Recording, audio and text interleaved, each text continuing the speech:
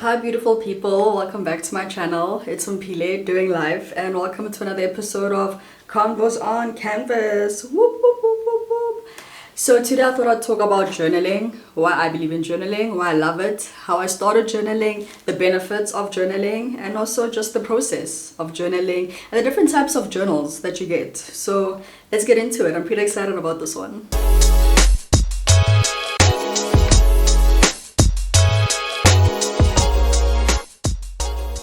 I kind of missed you guys. It's been a while since I dropped a video, but we're here, so let's get into it. Don't forget to comment, like, and subscribe if you're enjoying the videos. So these are my journals.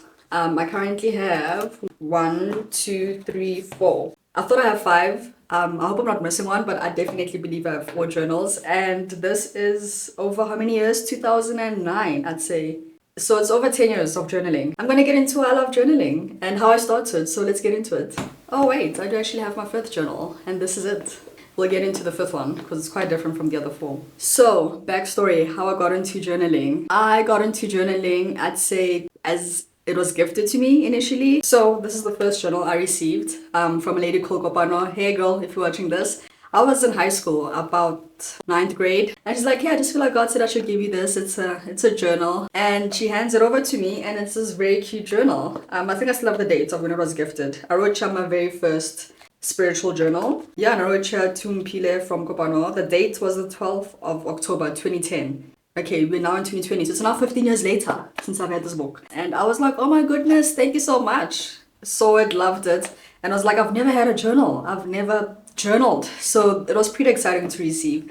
And yeah, I went home and I opened it and was like, I don't know what to write. But initially I was like, you know what, let me just write how I'm feeling about the day. Also, some Sundays, because you know, you go to church and the pastor's preaching and you're like, okay, let me take down some notes. I'd sometimes also use the journal for like taking down like sermons, you know, like the word of the day. But then something was like, no, I've got another notebook for that, for like taking down church sermons and messages on Sundays. I was like, this one has to be more personal to me and like what I'm going through, what I'm experiencing, and if I'm encouraged, I guess, by scripture. But I was like, it has to be, yeah, more personal and not what others say. And so the rest was history. I started journaling, my week experience, the month experience, key lifetime experiences or key life moments that I'd be going through, and I was like, I need to write about this. And also dreams and passions that I had that I was hoping for about the future. That's what I'd write in my journals. And so the journey began. I think, funny enough, there's been 3 other birthdays in my life where I've been gifted journals. So I've been gifted this journal too on my birthday, and this one too on my birthday. This one I bought myself. I saw it and was like, okay, I love it. Let's just get it. But the fact that 3 out of my 4 journals were gifts, that's just amazing. And funny enough, both have my favorite verses, which was coincidence because the people do not know it's my favorite verse. But it's the verse from Jeremiah 29 verse 11 that says, for I know the plans I have for you, declares the Lord, plans to prosper you, to give you a hope in the future, not to harm you. That's my favorite verse, my top 3 favorite verses. And so 2 of my journals have that verse. And yeah, ever since, it's been a journey of journaling, and it is now 2025. And yeah, I guess it's been 15 years of really making it part of my life. I do, however, want to be more consistent in it. Yeah, let's get into the types of journals. There are different types of journals that you can use. You don't have to use one journal for everything because we're humans and you have different experiences and different ways to express ourselves. There's different types of journals for such things. So the first one is a prayer or Bible journal. This is what I usually have, a prayer Bible journal, which as I read scripture or read the word, also life experiences, I feel like I mix my life experience with my Bible prayer journal. So what I'll be going through, I'll write down, journal, but also link it to scripture, I guess, of what I've learned with this experience I'm going through, and just to also encourage myself. So definitely I'm a fan of a Bible or prayer journal. Hence, I guess, the 2 journals with the Bible verses on, but also the one that I first got and the other one that literally has the different names of the Lord. Yeah, so I definitely love a Bible prayer journal. My faith definitely keeps me going in this life. And so I think when I have some quiet time, meditation time to just reflect on the word and get encouraged by it and learn from it, this is how I use my journals. The other type of journal that you get is a travel journal. I love to see the world. I love to travel. I did say on my Get to Know Me video that I'd like to see majority of Africa before I leave this planet. and also majority of the world if possible. And so I think having a travel journal would be my next type of journal to have. Just as you're traveling, putting in the pictures, your travel experiences, the different local areas you visited, the experience you had, the people you met, the food you ate, and the different places you saw. I think a travel journal is actually a very cool journal to have. I think 50 years down the line when you're old and maybe your kids or your kids or yourself are like looking at the journal, you guys get to see the world through that travel journal. So I think that's a cool journal to have. The next type of journal that you can get is a food journal. I do love to cook. I do love to learn recipes. I do buy cookbooks also that I have used and I'm still using. And so I think a food journal is also quite a cool journal to have, especially for people who love making up recipes. Because you know, you hear of like family recipes passed down from generation to generation. That's probably a food journal. So hey, if you love cooking, if you love kicking the temperature up in the kitchen, I think a food journal would also work for you. My next favorite one is an art or sketch journal, also known as a creative journal. So this is the fifth journal that I have that I almost forgot. And yeah, I will show you some sketches, drawings that I have. But I love to get creative and just draw and just de-stress through drawing and art. I think hence the page also called Convos on Canvas, because I have a passion for like art and drawing and just cute creative things. And so this is my sketch art journal. I have this, I have that. Don't judge my drawings. Like I said, it's just to de-stress. That's just some line art. And this one says, dreams are still worth chasing. That's right. And I like drawing ladies with different cool natural hairstyles. So this is my other picture. And so yeah, a sketch art creative journal I think every human should have, because we all have such crazy, amazing ideas, not just for drawing or sketching, but sometimes you just like think of amazing, crazy things you want to do in this world. I think definitely having a sketch slash art slash creative journal is a must. Next one is a reading journal. This one is actually so important too. I've heard a quote that says leaders are readers, and the different books we read and the different knowledge, experiences of others that we get to learn from, having a reading journal is definitely a must, because sometimes I'll be reading a new book and then as I find like really good pointers, really good golden nuggets in the book, I'm like grabbing my phone to quickly put down the notes or some random book to write the notes down. So I think having a specific reading journal of all the different books you get exposed to is actually quite good, because then if you ever want to like reference the things you learned in the book, you can just quickly grab the journal, go to that book and see, you know, what you really learned from it. So I definitely need to invest in a reading journal. But yeah, a reading journal is another type of journal you can invest in. Another journal that you have is a pregnancy journal. Now, I recently became a mother. She's about to turn 1, by the way.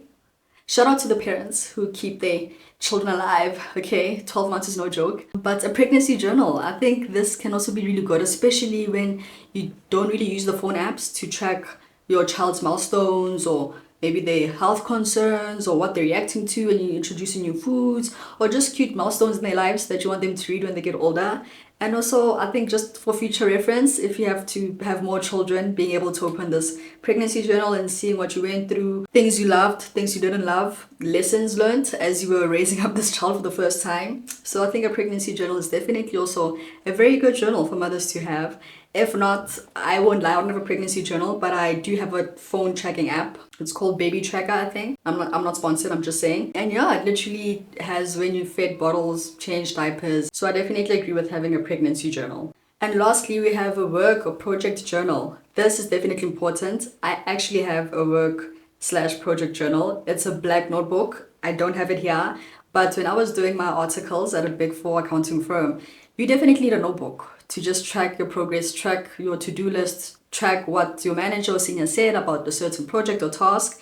And so having a work or project journal definitely helps with just jotting down those quick pointers of what you have to do, maybe what you've done, or what to not forget. Because when you sometimes have a lot of tasks to do, a work journal can quickly help you remember what it is you need to get through by a certain time. So yeah, those are the different types of journals. I definitely actually love all of them. I think they all can be handy and useful, but some people can group different types of journals into like one type of journal. So for example, for some people like myself, I won't lie, I have the prayer slash Bible journal, but then also mix it with like a little bit of my creative thoughts. But of course, a sketch one is definitely just for sketches. I have a work one. I'd strictly only use it for work. But some people, again, prefer using their laptop to jot down, I guess, their work slash project things. But having a separate notebook, I think, can also be quite useful. And those are the different types of journals.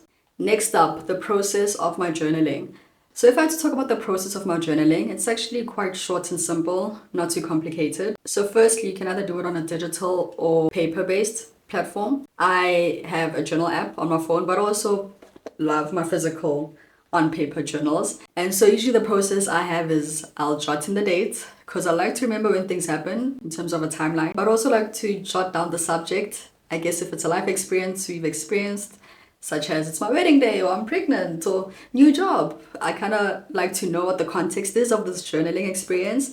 And then usually I'll journal my experience of that moment or of that week or of that month or of that experience.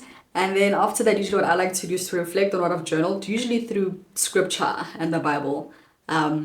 Especially when I'm like journaling something that's quite discouraging or sad, I encourage myself in the very same breath with what the word says.